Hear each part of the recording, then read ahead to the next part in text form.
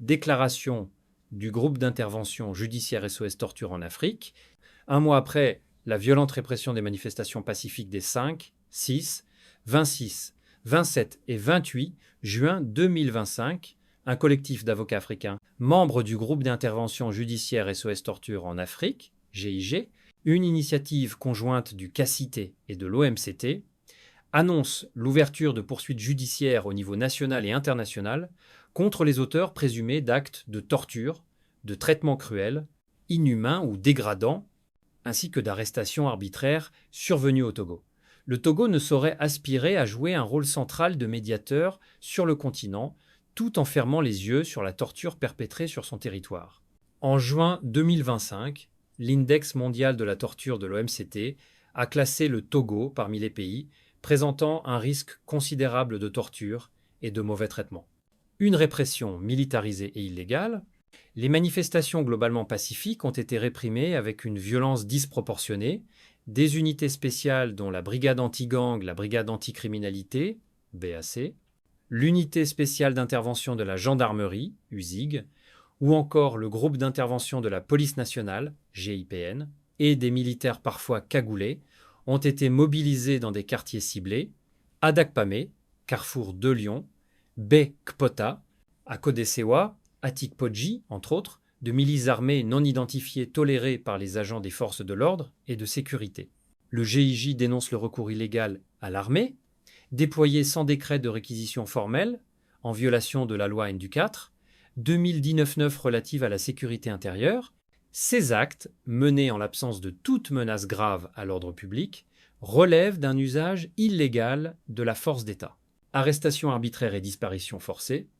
Selon les informations recueillies, au moins 105 arrestations ont été recensées dans le contexte des manifestations, dont une grande majorité qualifiée d'arbitraires.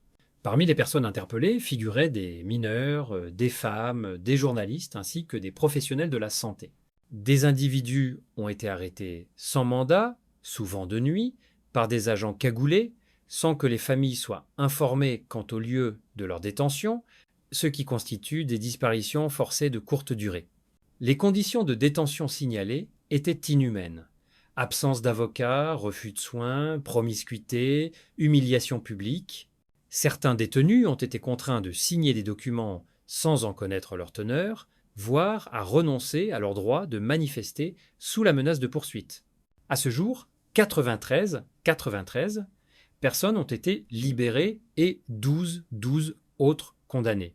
Sur les morts dans la lagune de Bé et dans le Catré-Lac, les 26 et 27 juin 2025 à Bé, 3 jeunes qui n'étaient pas armés ne représentaient aucun danger immédiat, poursuivis par les forces de sécurité, ont sauté dans la lagune de Bé. Selon les témoignages des riverains, l'un d'eux aurait été visé par des tirs des forces de sécurité et retrouvé mort le lendemain. Les 2 autres, qui feraient partie des jeunes, restés immergés par crainte des agents armés postés sur la berge, ont également été retrouvés dans la lagune sans vie. Ces faits soulèvent de sérieuses préoccupations quant à de possibles violations du droit à la vie à cause d'une mise en danger délibérée liée à l'intimidation exercée par les agents. En outre, la découverte, le 27 juin 2025, des corps sans vie de 2 frères repêchés dans le Catrilac en pleine période de manifestation renforce les inquiétudes quant aux dérives sécuritaires dans la gestion des événements, torture et traitements inhumains systématiques. Les avocats membres du JJ ont documenté au moins 21 cas de torture avérés. Les victimes ont subi violences physiques graves, coups, flagellations, usage de cordelettes trempées, ramassage de braises de feu à main nues sur les voies, atteinte à la dignité, mise à nu, empêchement d'aller aux toilettes, détention mixte sans séparation, violence psychologique, menaces d'exécution, isolement, chantage à la libération, souffrance intentionnelle, intensification des douleurs par humidification des corps, ciblage articulaire avec des gaz lacrymogènes. Certains de ces actes ont été perpétrés dans les locaux de la brigade anti-gang de Djidjolé. Des certificats médicaux ont confirmé les lésions graves, y compris des traumatismes crâniens, oculaires et psychiques. Des actions judiciaires pour faire cesser l'impunité face à la gravité des violations commises lors de ces manifestations.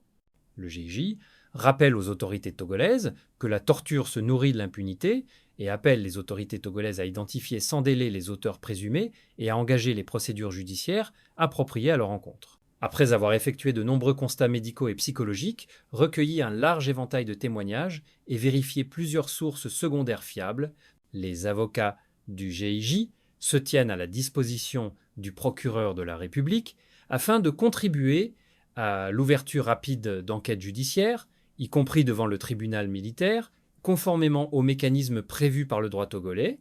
Entre 2021 et 2025, la République togolaise a été condamnée à 6 reprises par la Cour de justice de la CEDEAO pour des actes de torture et autres traitements ou peines cruelles, inhumains ou dégradants perpétrés par ses agents, à l'encontre de 29 victimes au total.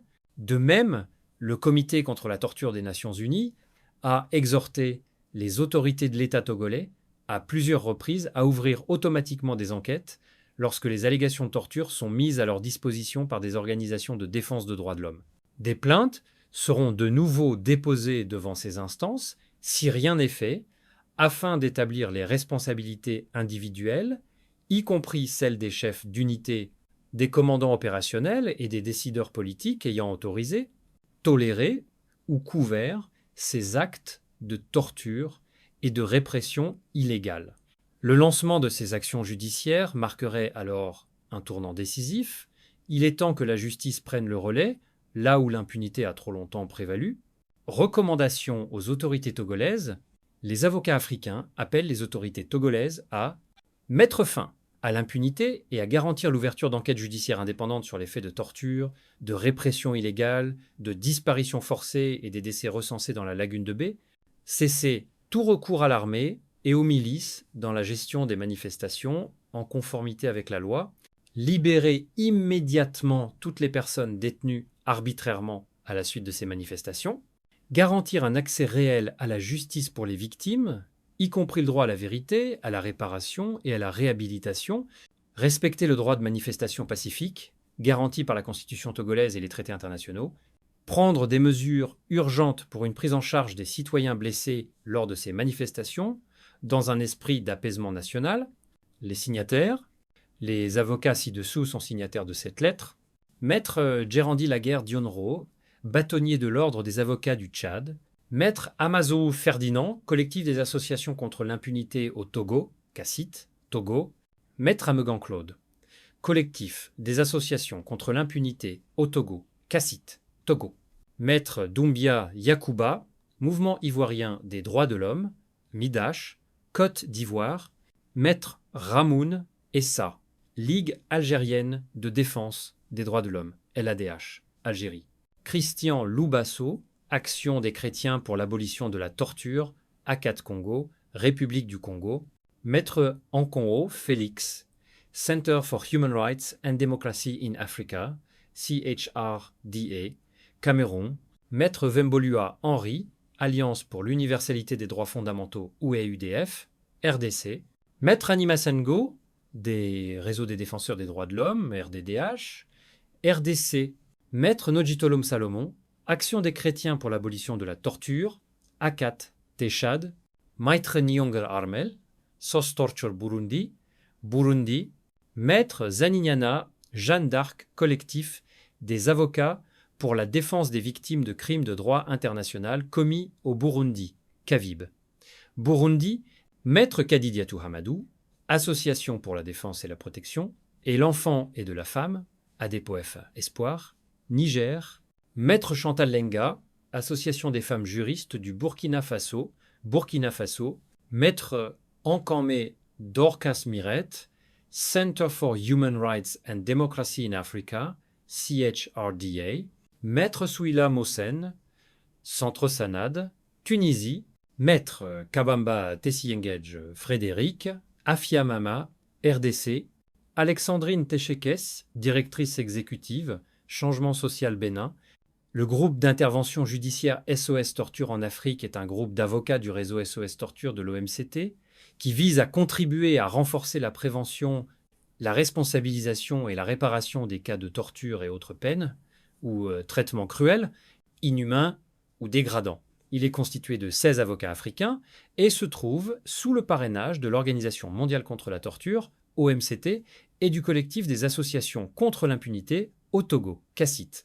Pour plus d'informations, veuillez contacter Guy Valère Badanaro, coordonnateur du groupe d'intervention judiciaire SOS Torture en Afrique, collectif des associations contre l'impunité au Togo, CACIT, tel Yaon 228 91 34 14 77. Email guivalreon@gmail.com.